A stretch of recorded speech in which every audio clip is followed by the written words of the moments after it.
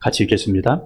이스라엘 자손이 여호와의 목전에 악을 행하여 바알들을 섬기며 애굽 땅에서 그들을 인도하여 내신 그들의 조상들의 하나님 여호와를 버리고 다른 신들 곧 그들의 주위에 있는 백성의 신들을 따라 그들에게 절하여 여호와를 진노하시게 하였으되 곧 그들이 여호와를 버리고 바알과 아스다롯을 섬겼으므로 여호와께서 이스라엘에게 진노하사 노력하는 자의 손에 넘겨주사 그들이 노략을 당하게 하시며 또 주위에 있는 모든 대적의 손에 팔아 그들이 다시는 대적을 당하지 못하였으며. 이 말씀을 한번 11절 말씀부터 다시 한번 보겠습니다. 이스라엘 자손이 여호와의 목전에 무엇을 행했습니까? 악을 행했다 그랬습니다.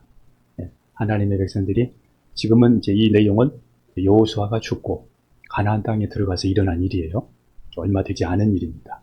그런데 그 사이에 여호와의 목전에서 악을 행해서 그 악이 나오는데 바알들을 섬기며 또 하나님을 버리고 다른 신들, 그 주위에 있는 백성의 신들을 따라 그들에게 절하여 여호와를 진노하시게 하였으되 그랬습니다. 13절에는 구체적으로 나옵니다.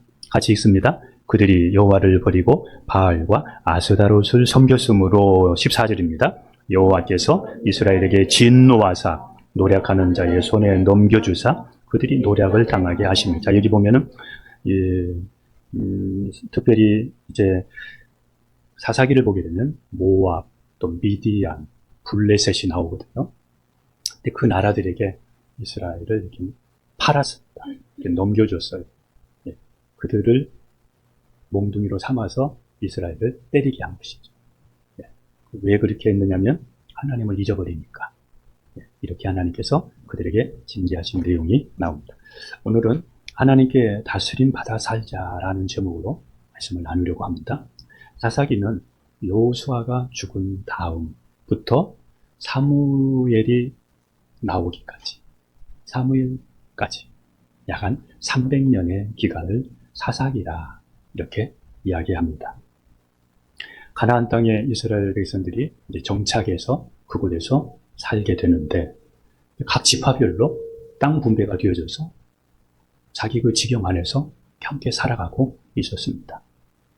그런데 그곳에는 특별히 어떤 왕이 있는 것도 아니고 어떤 통치를 하는 어떤 새로운 정부가 있는 것도 아니고 각 지파별로 이렇게 살아가다가 나라에 문제가 생기면 하나님께서는 이 사사들을 그때그때마다 세워서 다스리셨습니다.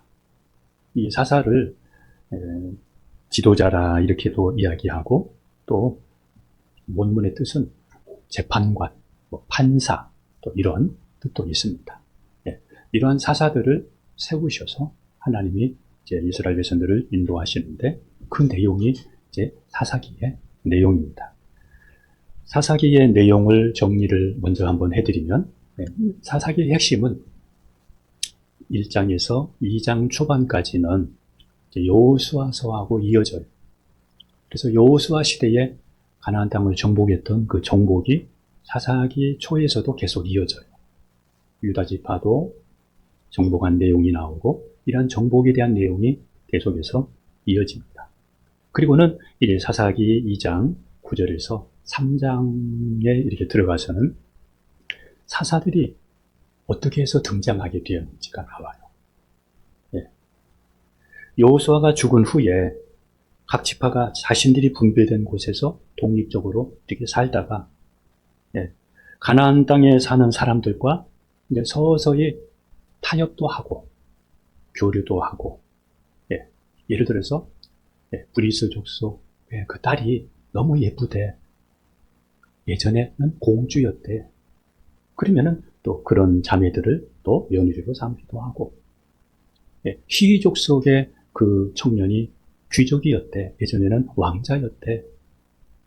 그러니까 그 딸의 그 사람에게 또 자기 딸을 주기도 하고 이렇게 하게 되면 그 집안이 복음이 전해질 것 같고 또 나중에 지금은 믿음 없지만 요즘 말로 말하면 세례받게 해서 또 믿음이 자라게 할 수도 있을 것 같고 어떻든 인간적인 생각들로 서로 타협도 하고, 결혼하기 위해서 또 경제적인 이익을 위해서 서로 짜 맞추면서 그럴듯한 명분을 쌓아가면서 교류를 하고 그들과 타협하다가 결국에는 그들의 문화의 영향을 받으면서 우상 숭배로 이어졌습니다. 결국에는 체질이 약해진 거죠. 그들은 결국 하나님을 떠나게 되었고, 하나님은 모압이나 또 미디안이나 블레셋 이런 나라들을 통해서 이스라엘을 징계하셨습니다.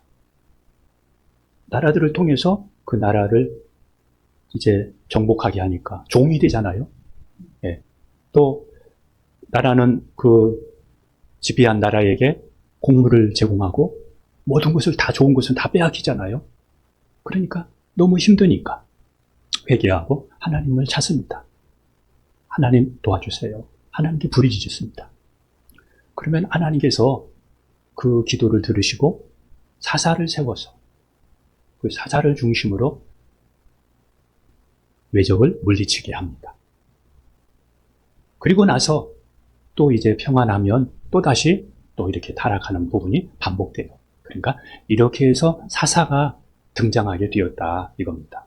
그 나라에는 왕도 있는 게 아니고 새로운 정부가 있는 것이 아니고 그 사사를 중심으로 하나님이 외적을 물리치고 또 그들을 이스라엘을 인도하셨습니다.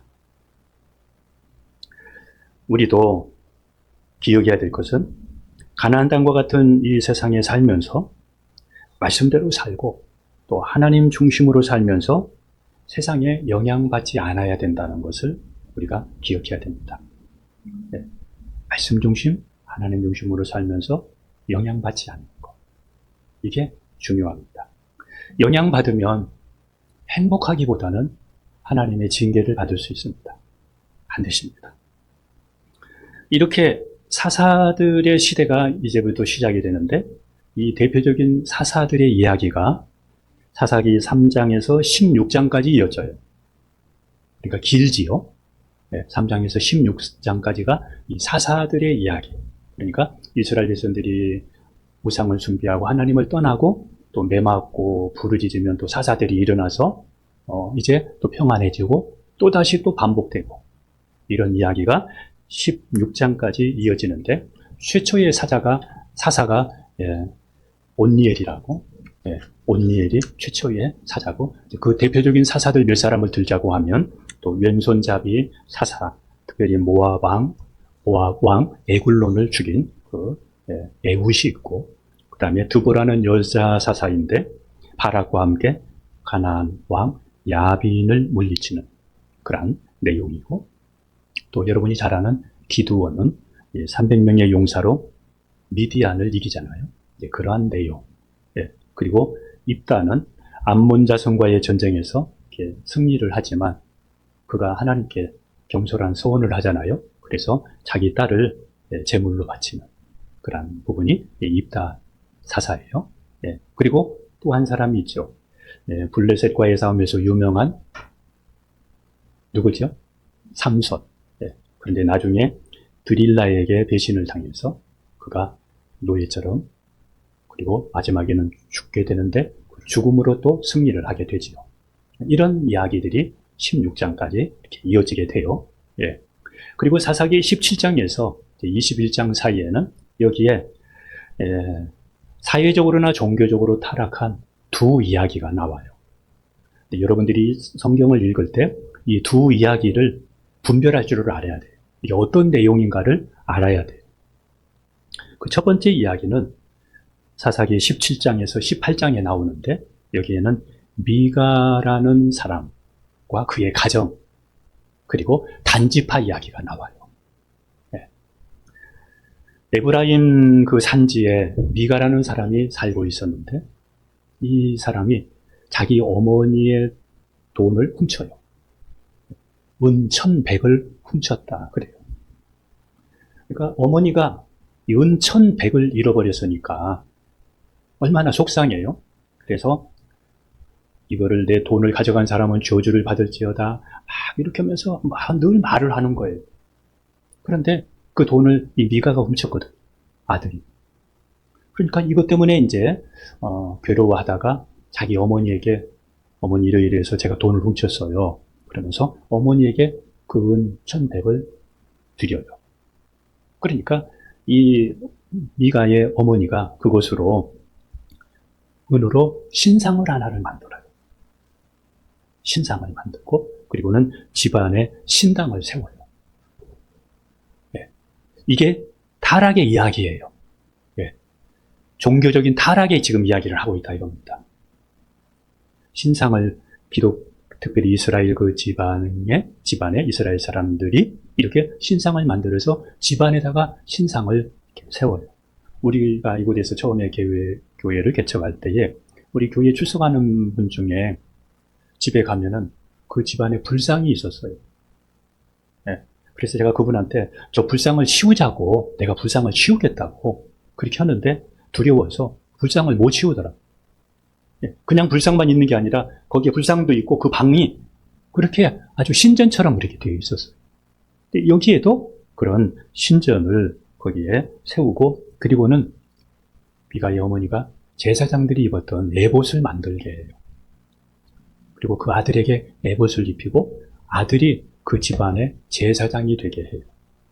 그리고는 이 신상과 함께 뭐가 있었냐면 그곳에는 드라빔이 있었어요.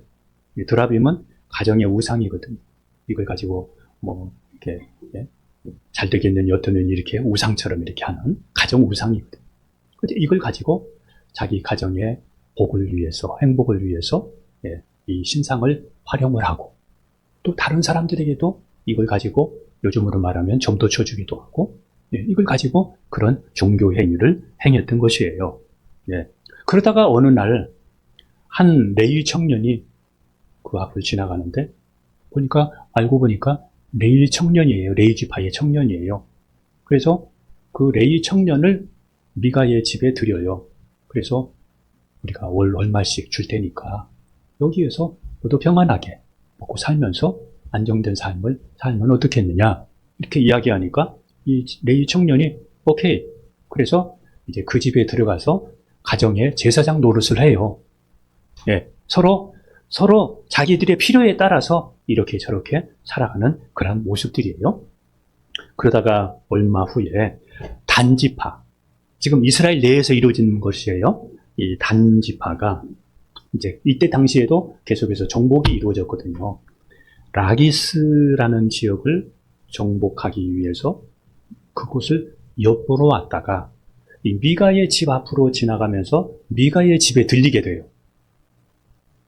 그러면서 이제 미가의 집에 있는 신상, 지금 단지파는 무엇이 필요해요?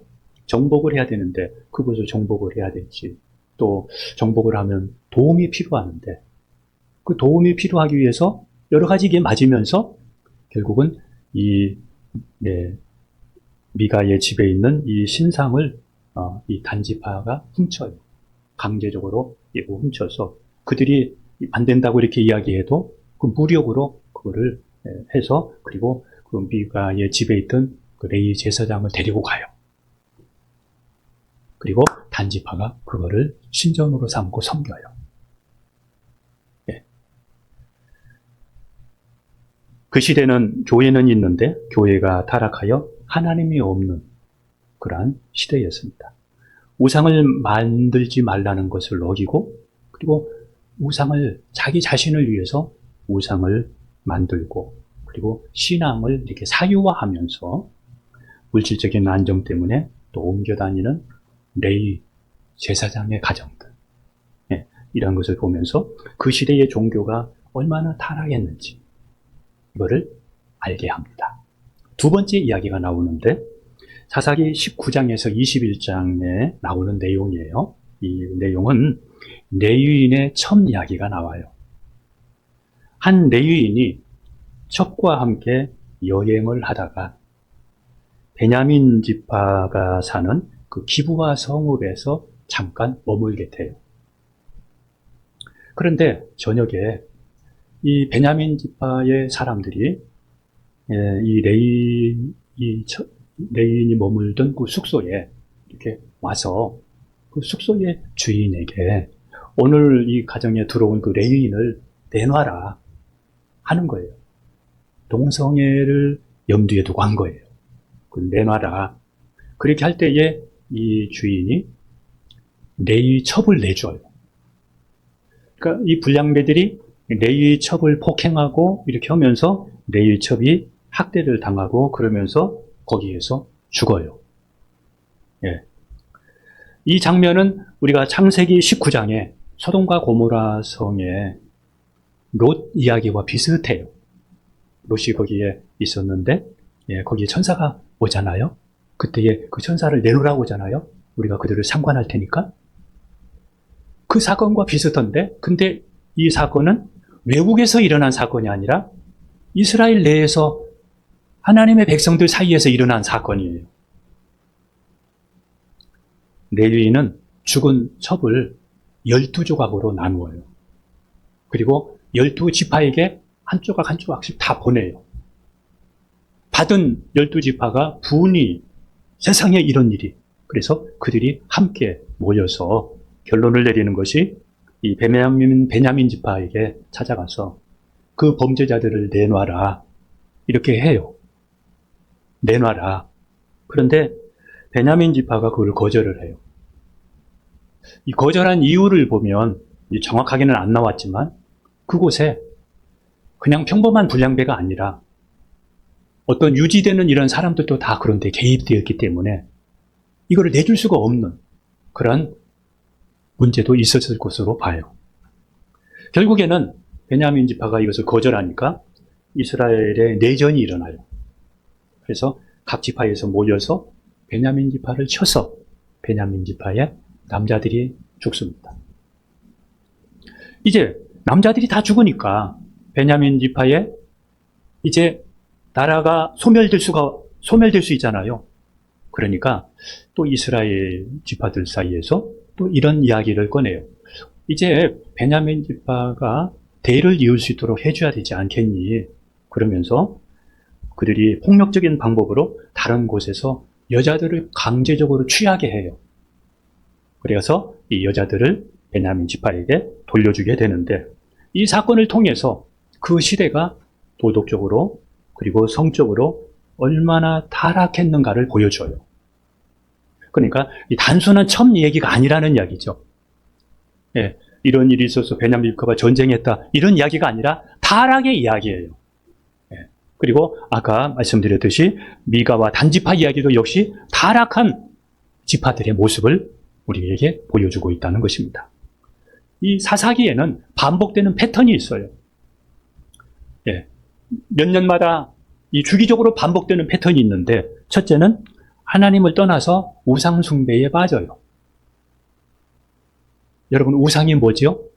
아까 말했던 어떤 아스다롯이라든지 또 바알 신이라든지 이런 것도 되지만은 하나님보다 더 사랑하는 것이 우상이거든요.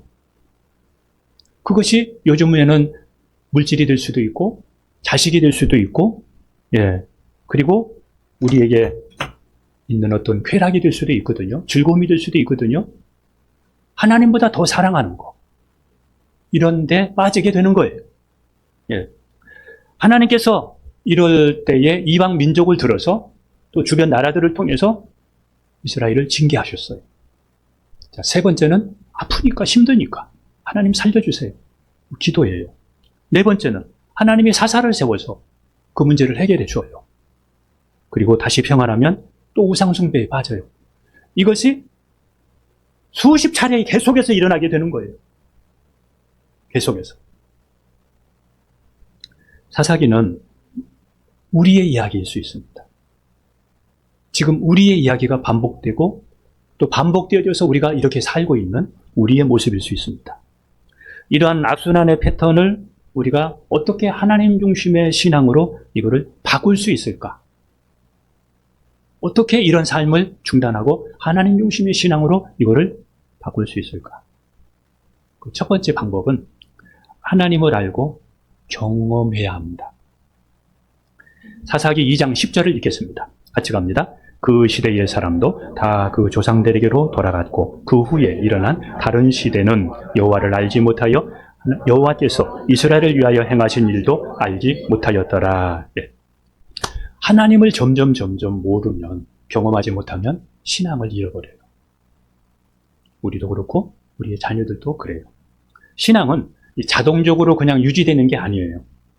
중요합니다. 오늘 말씀을 통해서 하나님을 자꾸 알아가야 돼요.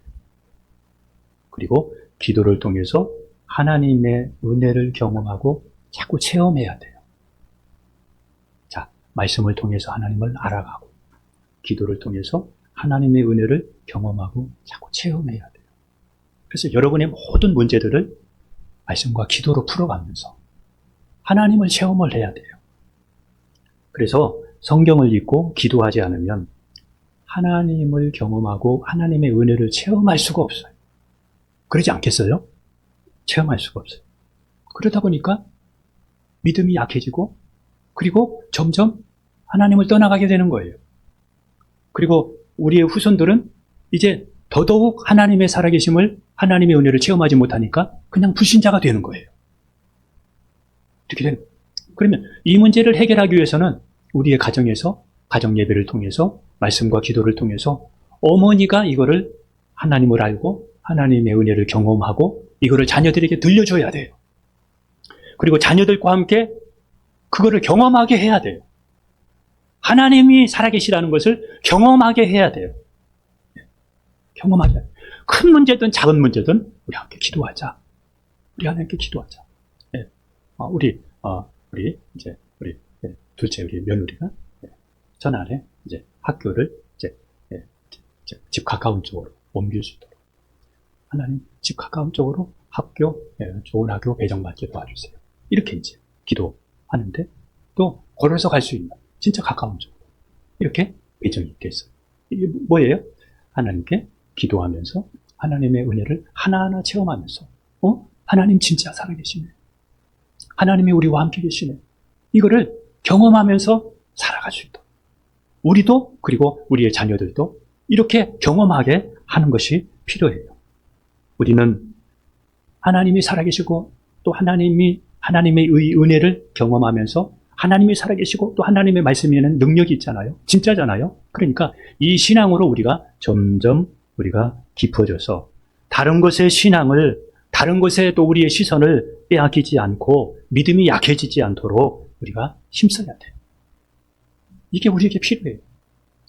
지금부터라도 이게 우리에게 다시 회복이 일어나야 돼요. 두 번째는 이스라엘 백성들은 문제가 있을 때만 하나님을 찾았어요. 그런데 우리는 평안할 때에도 늘 하나님을 찾아야 돼요. 이스라엘은 문제가 있으면 하나님을 찾다가 평안하면 하나님을 잃어버리고 육을 위해 살고 또 세상적으로 점점 빠져들어가고 이렇게 살았습니다. 그래서 우리는 문제가 있을 때만이 아니라 평안할 때에도 말씀으로 또 기도로 하나님을 찾아서 내 삶이 거룩하고 구별되고 또 영적으로 충만해야 반복되는 우리의 악순환의 고리를 끊을 수가 있어요. 반복되는 악순환의 고리를 끊어야 돼요. 이걸 끊어내지 못하면 징계를 받을 수 있어요. 우리는 평안을 좋아하고 평안을 쫓다가 점점 나태해지기 쉬워요. 그냥 이렇게 있는 것이 좋아요. 그런데 하나님은 우리의 문제를 통해서 자꾸 우리를 깨워요. 자녀의 문제를 통해서, 건강의 문제를 통해서, 환경의 문제를 통해서 평안하게 놔두지 않고 자꾸 우리를 깨워요. 깨워서 기도하게 만들어요. 하나님을 찾게 만들어요. 그리고는 하나님밖에 없다는 것을 알게 해요. 그래서 우리가 사람 의지하다가 나중에는 실망하고 절망하고 그러다가 깨닫는 것이 뭐냐면 하나님밖에 없는데 참 내가 그러면서 또다시 이렇게 다시 돌아오고 그래요. 영적으로 우리가 무기력해 있다면 영적인 초점이 다시 잡혀야 돼요.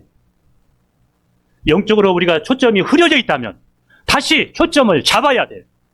초점을 잡아서 이 잡기 위해서는 다시 말씀을 가까이 해야 돼요. 여러분 얼마나 성경을 안 읽었으면 성경을 보면 잠이 오겠어요. 말씀을 가까이 하고 기도로 하나님을 가까이 해야 돼요. 그러면서 하나님이 살아계시고 기도의 응답도 경험하고 또 하나님의 은혜도 경험하면서 그러면서 나도 살고 우리의 자녀들도 살고 하나님이 이렇게 우리 가정에 이런 은혜 주셔서 해서 간증해서 듣는 사람도 살고 이런 회복의 이런 일들이 나를 통해서 일어나게 해야 돼요. 나와 우리 가정에 영적인 어두움을 물리칠 수 있는 것은 빛밖에 없습니다. 빛이 오면 어두움은 순간에 사라집니다. 시편 119편 105절에 주의 말씀은 내 발의 등이요 내 길의 빛이리이다 그랬습니다. 말씀이 들어오면 하나님이 우리에게 역사하시면 우리가 영적으로 그늘지고 어둡게 살질 않아요. 세 번째입니다. 사람을 의지하지 말고 자립하는 신앙을 가져야 돼요. 자립하는 신앙. 예. 사사 시대는 사사가 있을 동안에는 평안하다가 그 사사가 사라지고 나면 또다시 과거로 돌아가는 거예요. 그 사람을 의지하다가 그 사람이 사라지면 표대도 없어지니까 다시 세상으로 돌아가는 거예요. 근데 우리는 기억해야 됩니다.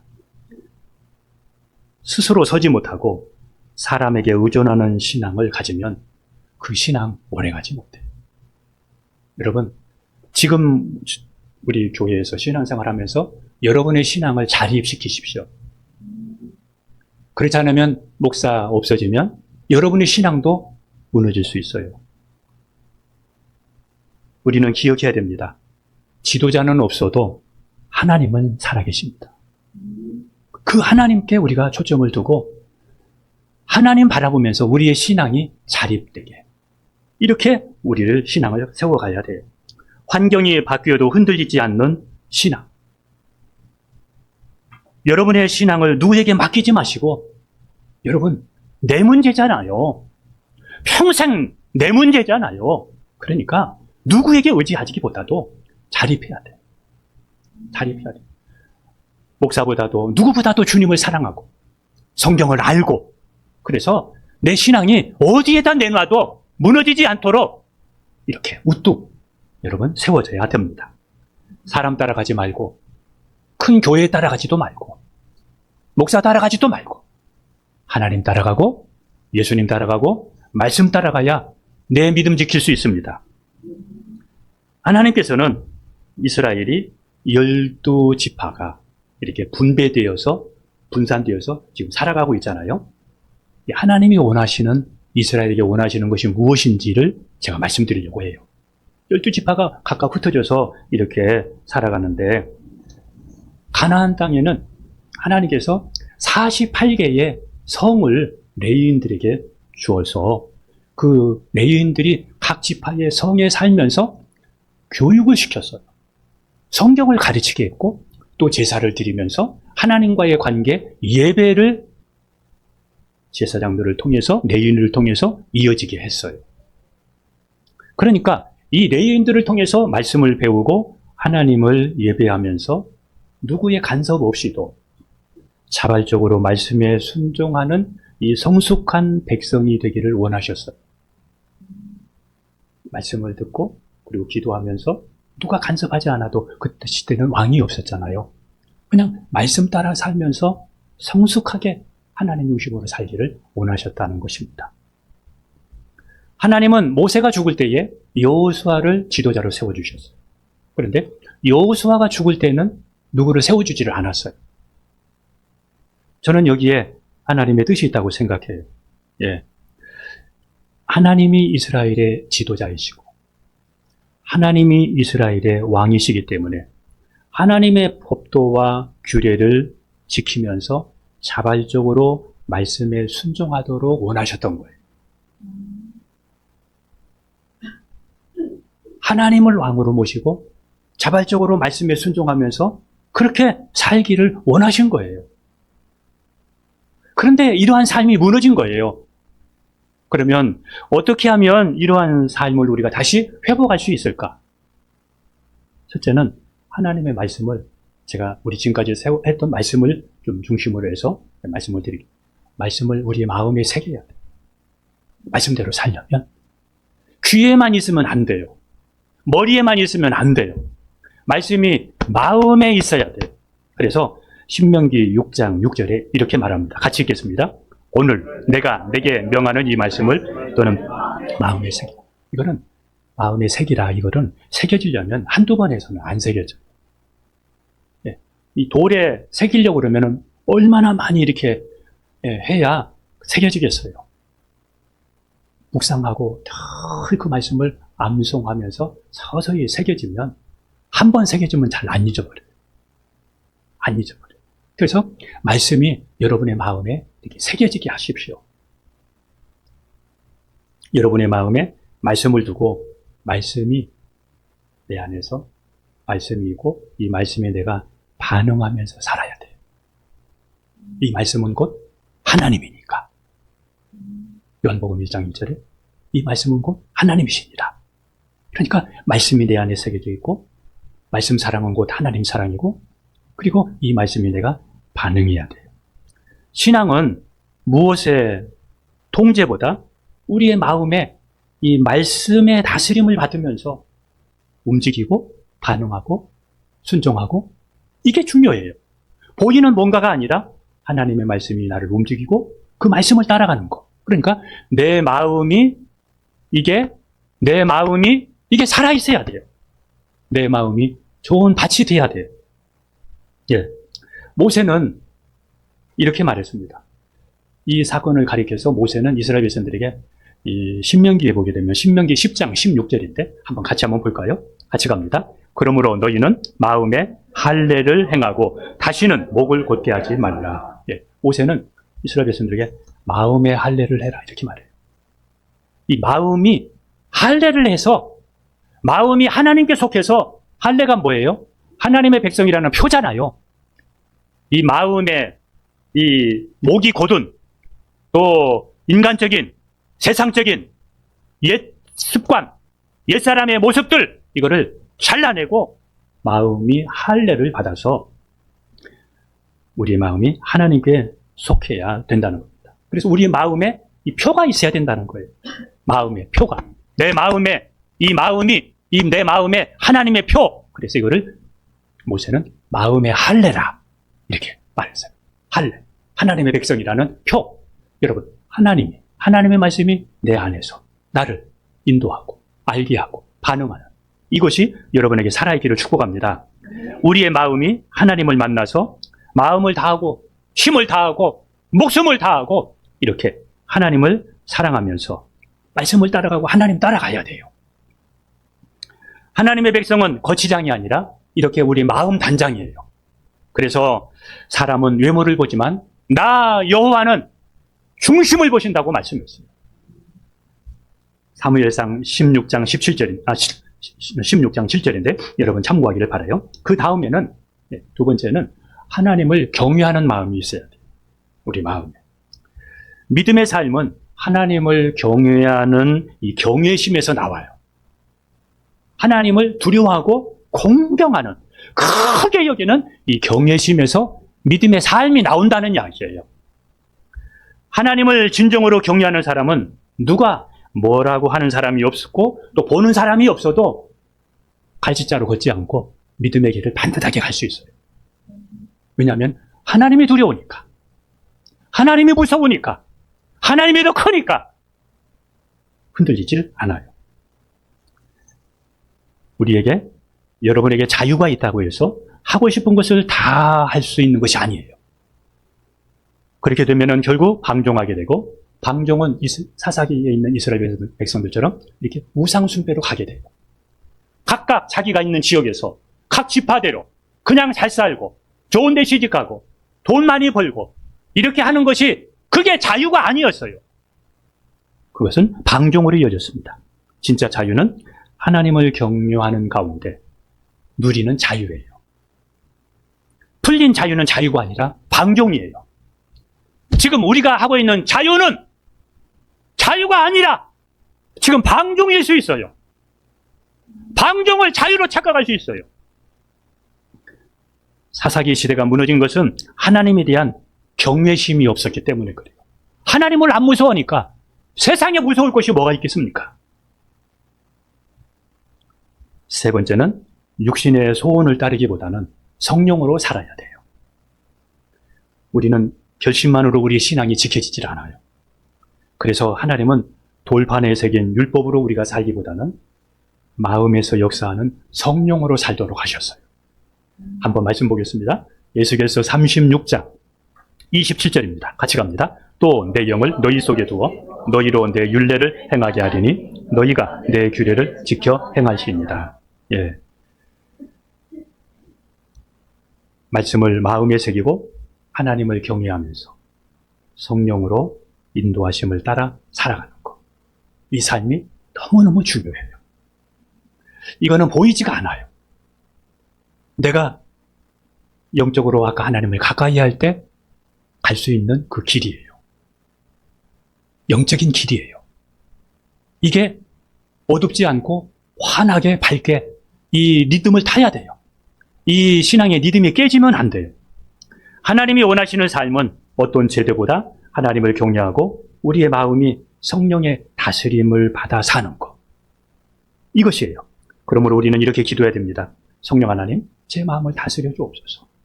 우리 가정을 다스려 주옵소서. 육신의 소원을 따라가지 않고 성령 하나님을 따라가면서 순종하며 살게 하여 주옵소서. 이렇게 우리가 늘 기도해야 됩니다. 이제 말씀을 정리하겠습니다. 사사기의 마지막 장 마지막 절은 이렇게 마칩니다. 같이 갑니다. 사사기 21장 25절 같이 갑니다. 그때에 이스라엘에 왕이 없으므로 사람이 각기 자기의 소견에 옳은 대로 행하였다. 자, 이게 사사기의 모습이에요. 왕이 없어서 각각 자기 마음대로 신앙생활을 했다는 거예요. 그런데 결국은 무너졌다는 거예요. 저는 이걸 보면서 야, 지금 이 시대하고 너무 똑같다. 예, 지금 우리 모습하고 너무 똑같다. 이런 생각을 해봅니다. 이 자기 소견대로 살았다는 것은 자기 편의대로 살았다는 것이거든요. 우리는 자신의 소신대로 살고 자기 편의대로 사는 것이 아니라 하나님 말씀대로 살아야 됩니다. 여러분과 여러분의 가정이 진정으로 복을 받기 원한다면 진리의 말씀에 기초한 신앙을 가지십시오. 이스라엘의 진짜 왕은 하나님이시기 때문에 하나님을 왕으로 모시고 살아야 되는데, 그런데 그들이 그렇지 않고 자기 소견대로 살았던 것이 문제가 되었어서 징계를 당하고 악순환이 이렇게 반복되었던 것입니다.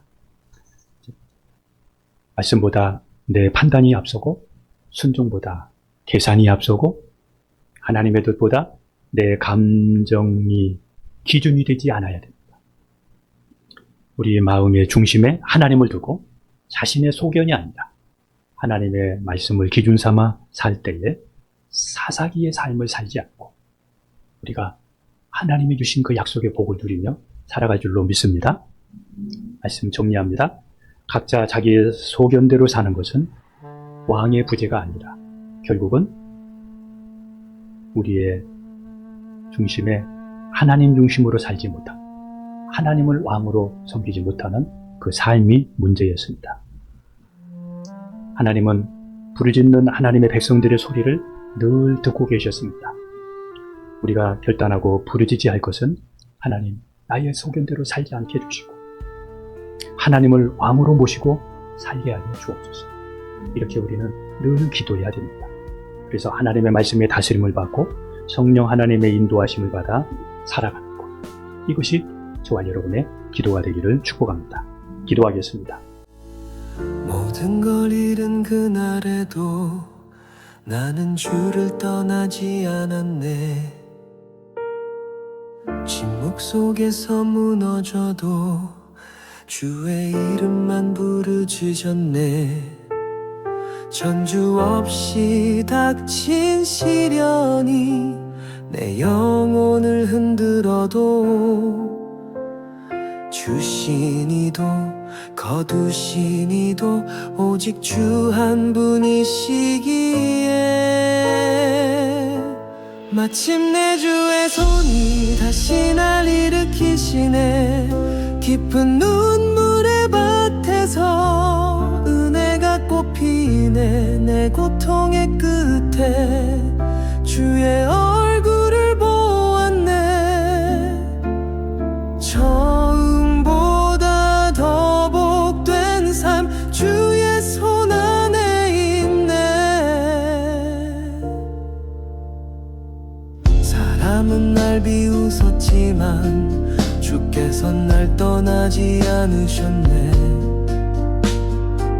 친구도 등을 돌린 날에 주 사랑만 나를 안았네. 흔들리는 믿음 끝에서 주 음성을 들었을 때 나는 알았네. 이 고난도 주 안에 계획된 길이란 걸. 마침내 주의 손이 다시 날 일으키시네. 깊은 눈물의 밭에서 은혜가 꽃피네. 내 고통의 끝에 주의 얼굴을 보았네. 처음보다 더 복된 삶 주의 손 안에 있네. 이제